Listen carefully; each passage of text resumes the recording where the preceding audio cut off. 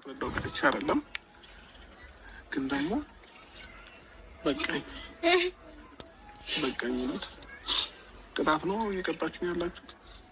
ግን ደግሞ ይሄንን ስሜት አብረን እንጋራ ብያት ነበር ለሩታ። ወገቤ ሊቆረጥ ነው ቆይቼ ለማለት ነው እና ከባድ ነው። አይቻልም እኮ ግን ይሆንልህ። እሺ ከባድ ነው ስሜቱ። ግን ደግሞ ይሄንን ስሜት ሆነ ጊዜ ያለን እግዚአብሔር የሰጠን ጊዜ ለጋራሽ ስሜቱን ያልኩት ሌላ ነገር ምን ማለት ነው። ስለዚህ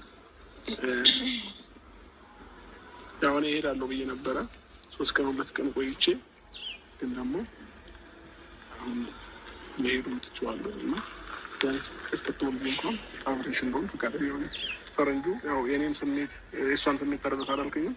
የኔንም ስሜት ደግሞ እንድትረዳኝ ማድረግ ትችላለህ አንተ። ስለዚህ ኦልሬዲ አሁን መተናል አብረና አሪፍ ወርደህ ቁጭ በላክ ለመስራት ሞክር ና ተነስ ቶሎ በል ብድግ ተነሳ እንዴ ወዴት ነው የምነሳው? ቁምና ከዛ ቁጭ ለማለት ሞክር እንዴ አብረሽ እሷ እኮ እንደዚህ እኮ አልታገረችም።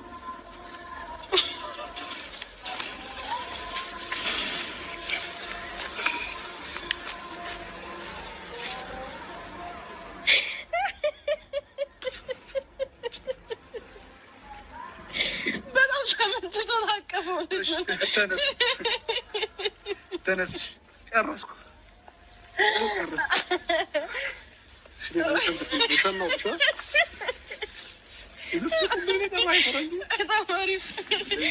እየደከመኝ ነው። በጣም ነው ያደነኩህ። አንተ ደግሞ ተሸከመው። ተረጋጋ። ገና ስንት ነገር።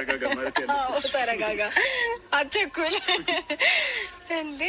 እኛ ምን እንበል? እሺ እኔ ምን ልበል? እውነት እኔ ምን ልበል? ሰላም ውድ ቤተሰቦች እንዴት ናችሁልኝ? ወገብ ኩላሊት እንዴት እንደሚያም ስሜቱን እስቲ እዩት።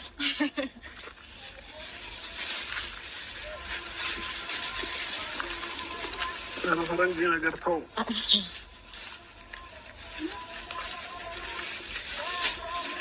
ይህንን ነገር እውነት 9 ወር መሸከም ይህን እኮ አክልም ምን 10 ኪሎ አይሆንም እንዴ? 10 ኪሎማ አይሆንም በጭራሽ። በኪሎ ነው የገዛሁት 5 ኪሎ 5 ኪሎ ልጅ በነገር ላይ ይወለዳል።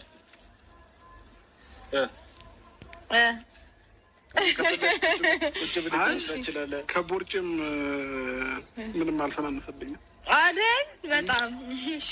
ስለዚህ ፍላጎታችሁ ምንድን ነው?